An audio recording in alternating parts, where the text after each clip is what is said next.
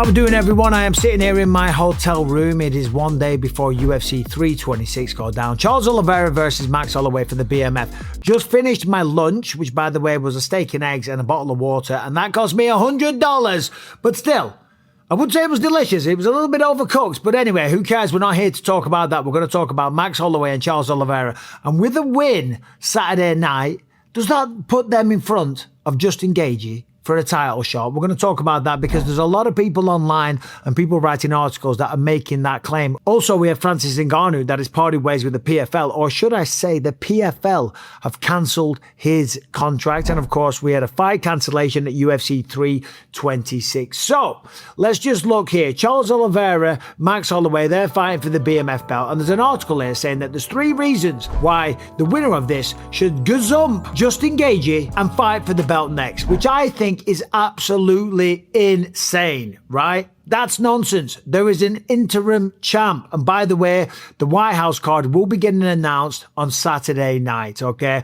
Live during the pay-per-view broadcast. So I'll be doing an on-the-fly reaction. So make sure you get ready for that one. I'll be in the arena. I'm doing the desk. I'll have this little camera and I'll bang out some content and give my thoughts there. When exactly this week can we expect that announcement? Saturday night.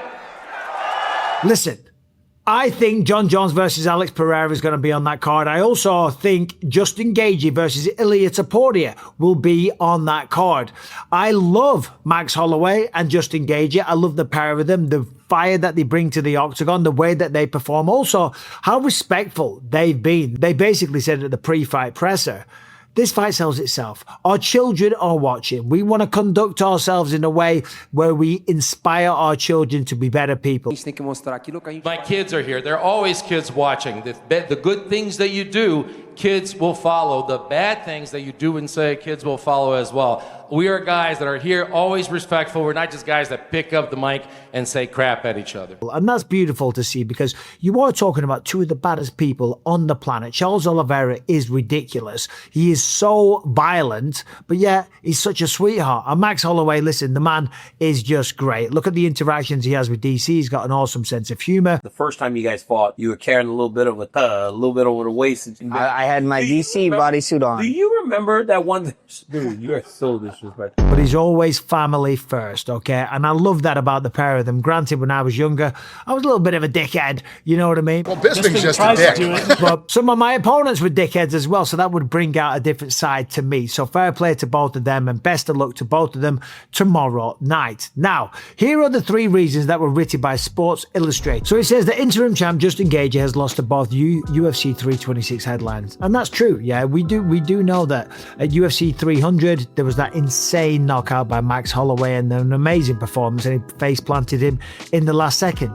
That was 2 years ago. Since then, Max Holloway went and fought Ilia Topuria, and he was also knocked out. So Ilia needs fresh challenges, and there is an interim championship. You can't start putting people ahead of the interim champion. Okay, that shouldn't ever happen. We know it happened with Stipe Miocic versus John Jones, but that was the fight that was already scheduled before Tom Aspinall became the interim champion and when he knocked out Sergey Pavlovich. And also Justin Gaethje, he was beaten by Charles Oliveira, but that was even longer. That was about 3 years ago, okay? So I don't think that should matter at all. All right, UFC 326 is coming up this weekend, and I am trading it on Polymarket. There are some insane opportunities to buy shares in particular outcomes of this fight. Of course, Max Holloway taking on Charles Oliveira for the BMF. Now, Charles Oliveira is the submission master. Nobody's got more. He's got the most finishes. He's got the most subs. He's got the most bonuses. So to think that this guy isn't going to get a finish is crazy. Now, listen to this. Charles Oliveira has got 14% odds of getting a knockout over Max Holloway. Now, these two are legends, but they are at the end of their career. They are ready to stand and bang, but now, of course, they have more miles on the clock. Now, respectfully, Max Holloway was knocked out just 2 fights ago. And if you believe that that can happen again, you could turn 1,300 into $10,000. That is, of course, if you believe Charles comes out explosive and does what he's going to try and do. He's going to try and finish this fight, and I'm telling you, he's got a really good chance of getting a knockout. So download the Polymarket app today. Use the code Bisping. That will allow you to skip the wait list. And by the way, you'll also get $10 for free. And by the way, if he does get a submission or a knockout, you don't have to wait for the ultimate decision to claim your money. If that percentage shoots up to over 50% over round 1, you can trade it out anytime for a massive return. Now, you can never do that on traditional sportsbook. They block your cash outs and they hold your money hostage during these big fights. But right now, you can sign up to Polymarket. So download the Polymarket app today and use the code Bisping to get at the top of the wait list for early access to the Polymarket app. There's football, UFC, NBA, you name it, they've got it all covered. But this weekend's all about Charles Oliveira taking on Max Holloway, and there are some real opportunities to make some amazing trades. Download the Polymarket app. The code, as always, is Bisping, my last name, just in case you didn't know. All the best. It also says that Max Holloway is now a full-time lightweight, and that is correct. He did go up to 155, knocked out Justin, came back down to 145 for Ilya. Didn't end well. He got stopped, and now he's up at 155, and he's beating the likes of Dustin Poirier. And yes, okay, granted, right? Going up and down in weight classes, it's not the most ideal thing. It is not the optimum thing for a combat sports athlete to be going up and down weight classes, changing your diets, doing these drastic weight cuts. But you can't punish Justin Gaethje for that, right? Justin Gaethje went out there and sure, he beat Paddy Pimblett and he beat him in a very exciting, dramatic fashion. It was an absolute slugfest from start to finish. And looking at that fight, I gotta say, I favour Ilya Topuria in a massive way. Regardless, he was given the interim strap. That is at his home, right? That was wrapped around his waist by Dana White. He's the interim champ. So just because Holloway is now a full-time lightweight, and I don't know who wrote this article, and, you know, I've got nothing against him, but that shouldn't matter. That shouldn't even come into the equation. And then the last one is, Charles Oliveira only needs one opening to end the fight. This is on Sports Illustrated, so a very reputable outlet, right?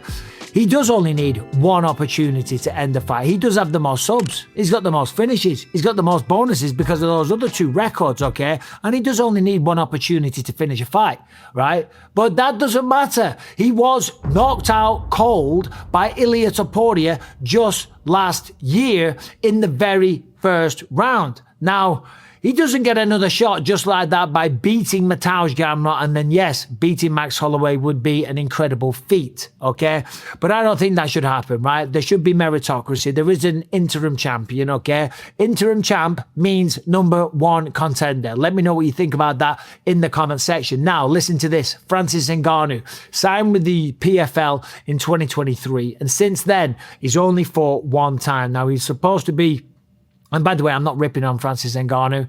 I've got nothing against the guy. But by all accounts, it was a bit of a nightmare for the PFL. Apparently, when he did have the 1 fight against Renan Ferreira, it only sold, who was their heavyweight champ, and Ngannou, to his credit, absolutely wiped the floor with it. Made it look easy. He did. He smoked it. Knocked him down and then finished him on the ground like it was nothing. Walked right through him. But that fight only sold 11,000 pay-per-view buys. Now, I don't think that's necessarily because of Francis Ngannou. That's more probably because of PFL and the exposure that they have as a promotion, as a league, okay? And he only fought 1 time, and he was supposed to be the chairman of the PFL Africa organization. He didn't really go to the press releases and stuff like that. He didn't go to the fights that happened out there. So he wasn't the best ambassador. And then in the meantime, he did box Tyson Fury and Anthony Joshua. Now, against Tyson Fury, there's a very good argument to make that he beat Tyson Fury, regardless of whether or not Tyson Fury came in way overweight and out of shape, right? That's not Francis's fault, right? And it's also, that's like what I was saying before about Max or Charles beats Ilya Topuria. None of that matters, okay? He almost beat Tyson Fury. He will have got paid ridiculously handsome for that. And because he did so well, he had a fight against Anthony Joshua. And of course, he was flatlined in the first round. He got knocked out, or it was the second round, but he was dropped with every single right hand that was thrown his way, okay? Now, I think out of those 2, a very moderate guess, he probably earned $20 million, maybe $10 million a pop for each of those fights, maybe even more. Remember, they went down in Saudi Arabia. Turki Al-Sheikh ranked some big-ass checks, right? We know that. So the man has got money. He was the UFC heavyweight champion of the world. He didn't fight too frequently for the PFL, and of course, he went through some nasty business where there was a poor lady killed in a motorcycle accident, and Francis was kind of involved in some way. So watch this space, right? We don't know what's going to happen, but there is some there's some interesting possibilities for Francis Ngannou, but he is no longer with the PFL. He is the number 3 ranked heavyweight on the planet, okay?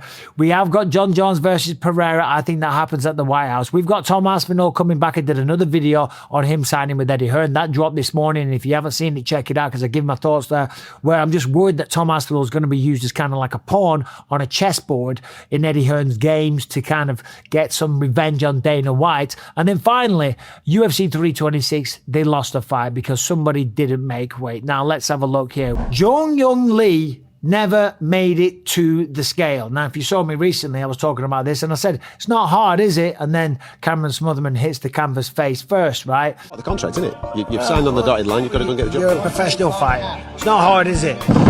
You have months. Oh. The fight isn't going ahead. He never made weight. And I just want to say to any young fighters out there, anyone that's thinking about doing this for a career, come on, guys. You got to get your act together. You have a massive opportunity here to change your life, and you've got to make weight. If you sign on the dotted line, you've got to be responsible. You've got to watch your diet. You've got to get out of bed. You've got to go for the runs in the morning. As fighters, we get out of bed every single morning. The first thing that we do is step on a scale. We look at the scale, we see the number, and we know if we need to make some adjustments. Do we need to alter our diet, cut back on the carbs? Do we need to run more? Fighters need to run more because a lot of fighters don't like to run, okay? You've got to run, that will lose the weight. You've got to diet, you've got to minimize the carbs, but you need the carbs to recover from the training session. So it is very difficult.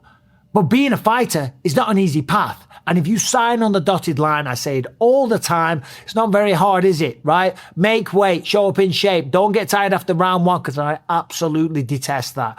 Right, I'm going down, I'm going to commentate Power Slap, and I'm going to be late if I don't hurry up. But what do you think about Justin Gaethje or Max Holloway? Number 1, who do you think wins? This is an incredible fight. I'm leaning towards Max Holloway, but it wouldn't surprise me if Oliveira gets the stoppage. And does either of those deserve to gazump Justin Gaethje? I don't think so. Where do you think Francis Ngannou goes from here? And fighters missing weight, it's almost every single card.